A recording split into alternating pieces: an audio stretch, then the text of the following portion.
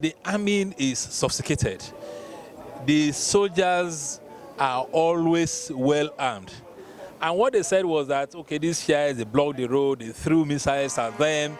So which meant that whatever the Shiites had, could not in any way constitute, a major threat to an army that is well equipped.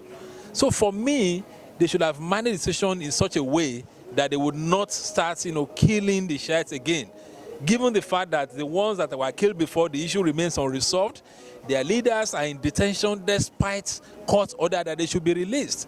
As I always say, if this government is not careful, they will create another Boko Haram from these incessant clashes, with the Shiites, and it's not something that the nation can afford. I think the army should have another approach, a much more civil approach to dealing, with the Shiites, even if they are considered as irritants. The Shiite thing has become a very sticky issue. It has become a very big problem for us. Nothing justifies killing. Under no circumstance should defenseless citizens be killed. So we must find another way of engaging with these people. Because if you also see the way the Shiites, they conduct themselves, they have become a menace to the society.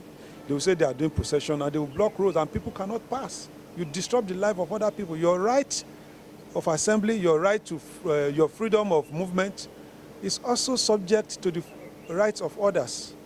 But under no circumstance should they be killed. Under no circumstance should they be shot. We are having a problem now where the military is becoming police. Military is supposed to be managing the borders, protecting the territorial integrity of Nigeria. So all these things are routine police duties that are now being taken over by the army. And the army was not trained to arrest people. The training of the soldiers is to shoot to kill. So the moment you are having soldiers doing the job of police, we will never be short of this kind of anomalies in the society. Even if we have to look at Geneva Convention, there are rules of engagement in dealing with unarmed protesters. So I think what the Nigerian army did, it was so high-handed.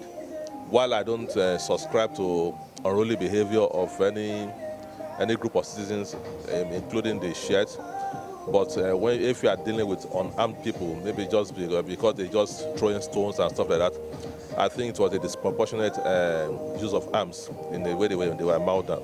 We should not overreact even when people do some things. But I must say that I had witnessed a scenario before. I was coming from Kano by road, coming to Abuja, somewhere around Zaria. These Shiite people, right before our eyes, were stealing soldiers and throwing a lot of things, weapons at the soldiers. They didn't shoot that day. But for me, if that sort of thing happens and it goes on like that, that might provoke the soldiers. Even in civilized countries, yes, there are ways they deal with, like you said, the rule of engagement. But we should as well also tell our people that we don't need to go violent. There's a difference between peaceful protest and violent protest. Whether your leader is detained or not, protesting violently may not help that cause.